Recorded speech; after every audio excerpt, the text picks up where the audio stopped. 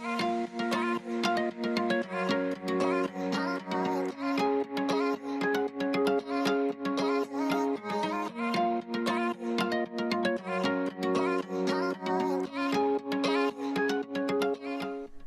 welcome back to Mindful May. Today's project is a shacket, which I made for $8.50. If you've seen other videos, you probably know that something is different. I cut my bangs.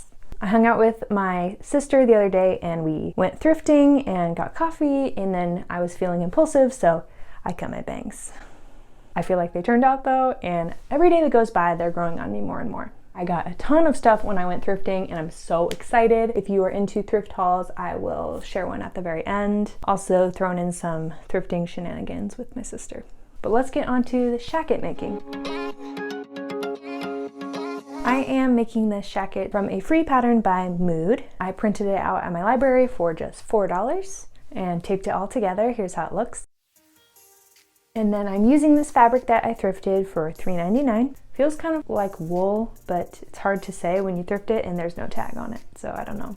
And then the pattern calls for interfacing, which I had sew-in interfacing that I got at a thrift store for 50 cents, but normally I would love to use a fusible one. It's just not what I had on hand. So I'm going to cut this pattern out. I did a size 8. I wanted it to be a little oversized.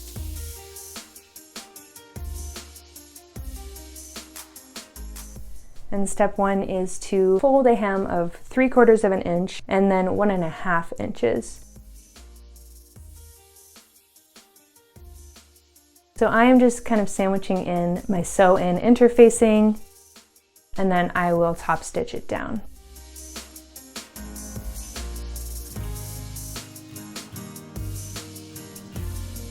And so far it looks pretty good. This is for the button panel. And then follow the instructions a little out of order. I really don't like adding pockets on last because then you're working with this full garment that's really hard to maneuver around your machine. So I did pockets as step 2. Again, same thing here, 3/8 of an inch fold, then followed by a 1 inch fold to finish the top of the pocket. And then you just top stitch across.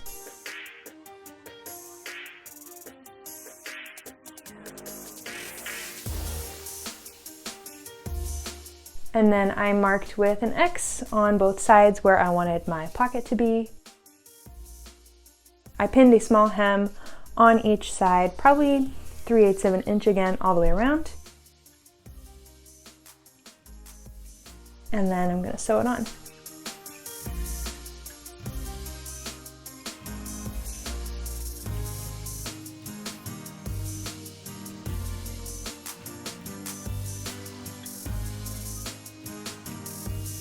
And here's how she looks. I loved this next portion with the kind of little pocket flap to sew 2 of the pieces right sides together.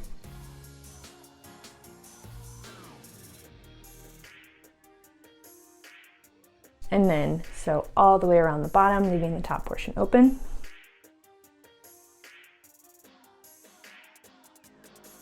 And then top stitch it. This makes it look super clean.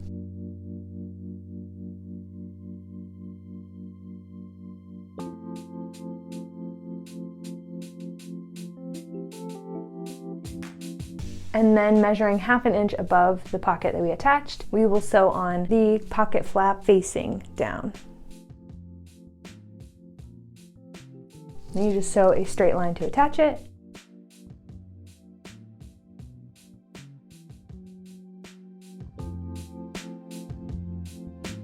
Fold it over to close it, and then do a top stitch over that.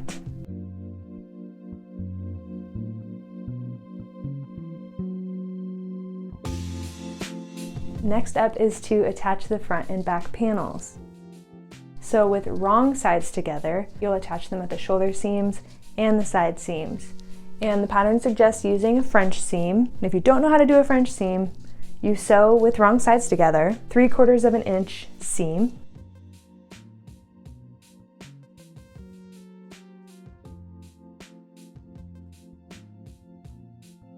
Then fold the coat what would be inside out, so the wrong side's facing out.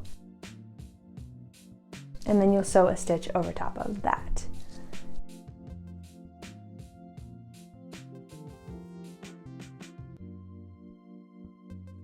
here's how it looks. It's actually pretty awesome how it works. They're very popular and very simple to do, just 2 lines, and it all gets tucked inside and hidden.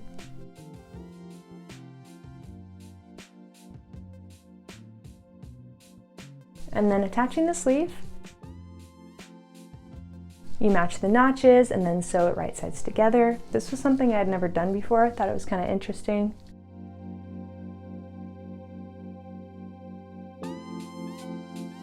And then with those 2 little notches, you'll double roll them and then pin them into place. I just sewed a single line along both hems.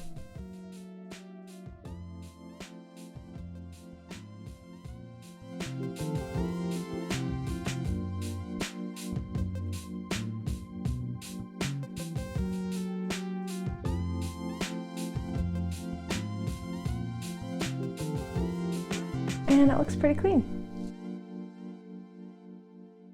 Next, with that all put together, we will sew it right sides together and sew the seam that would be underneath the arm.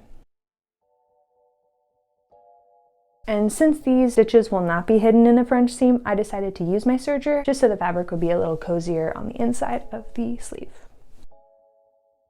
And then I'm going to do a wide stitch along the wrist. We will gather that in later so the cuff can fit.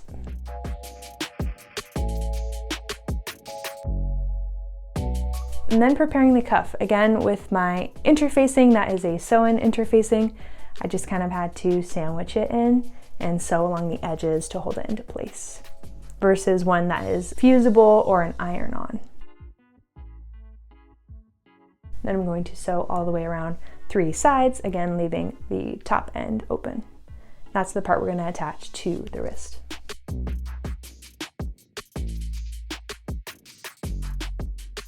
So gathering in the wrist, this is something else that I did a little differently than the pattern suggested.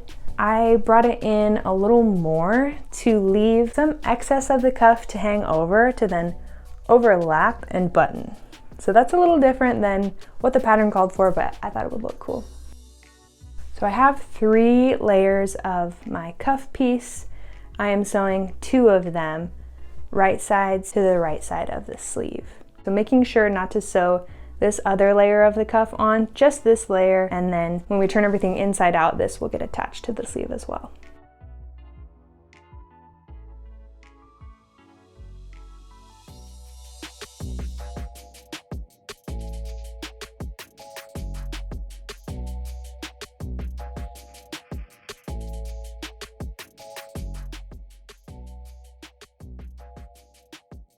So you can see here that I have folded it under and attached it to the other side of the cuff and then left that excess on for my button later.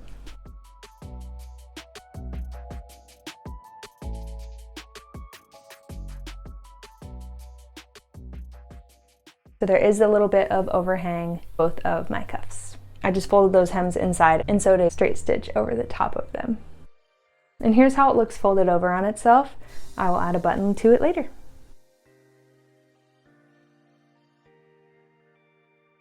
And then adding the sleeve. This part was tricky for me. I felt like I cut the pattern out properly. I was really careful, and for some reason my sleeve did not fit into my arm's eye the first time around.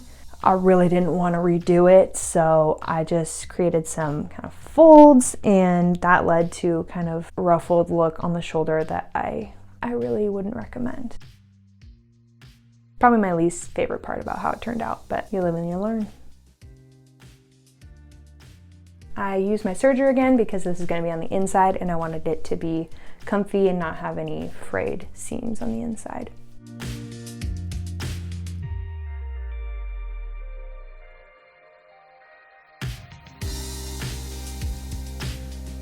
Next up is attaching the collar. If you've seen my other coat videos, collars are the bane of my existence. I don't really get them, but this one turned out okay, I thought.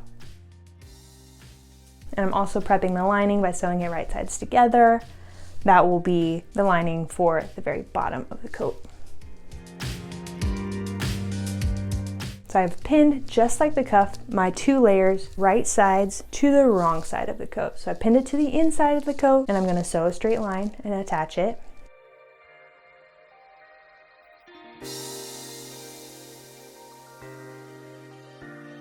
then again, with this pattern, it did not give me any indication on how to finish the top. Like, I just had this open gap, so I was like, I don't know what to do with this. So I folded the fabric in and sewed over the top just as I sewed the top stitch of the collar.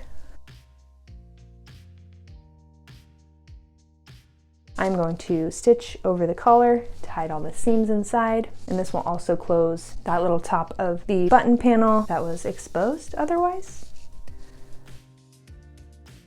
So you'll see here that I am sewing over to close that little opening that I had.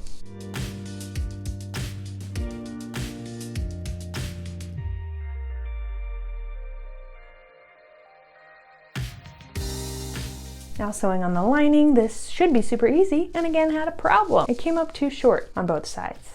Why? But I went with it. I'm like, I can fix this, it's fine.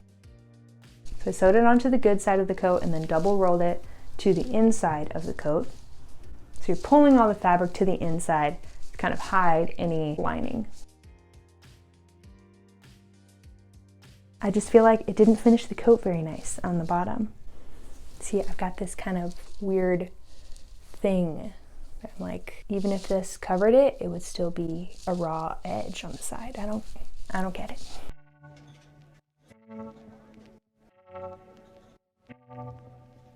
But alas, it mostly worked.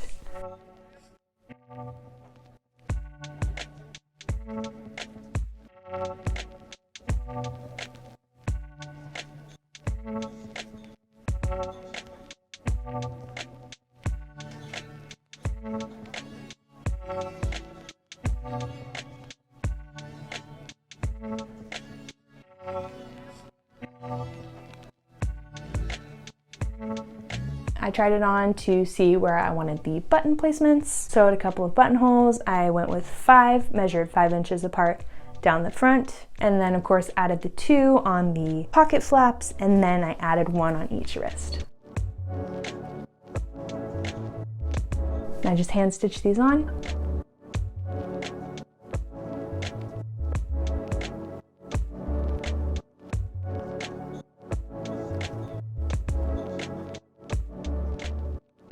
And my shacket was done.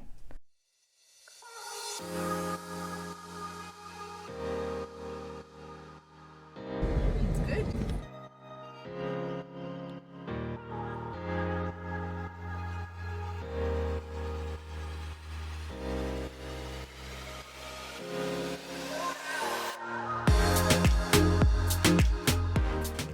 Ooh, open this.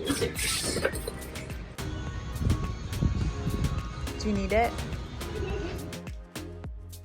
Why are you shopping for pockets?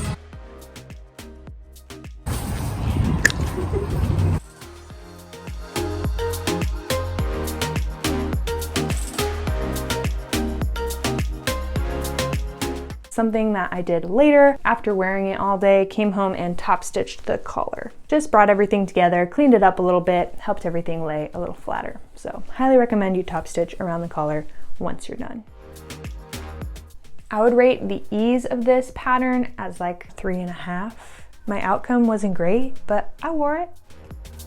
Mini thrift haul. I got so much sewing stuff, so jazzed. I got these elastics. They're both 1/2 inch and they were like 50 cents. I got this, what looks like vintage sewing elastic thread, because you know I love to sure stuff. And I am stoked on these. I got 2 sets of D-rings, this like metallic, and then I got some gold because I want to make some fanny packs here soon. And with fanny packs come buckles, and I found these guys. I got a metallic one and then a plastic one. They were 99 cents, but they were half off.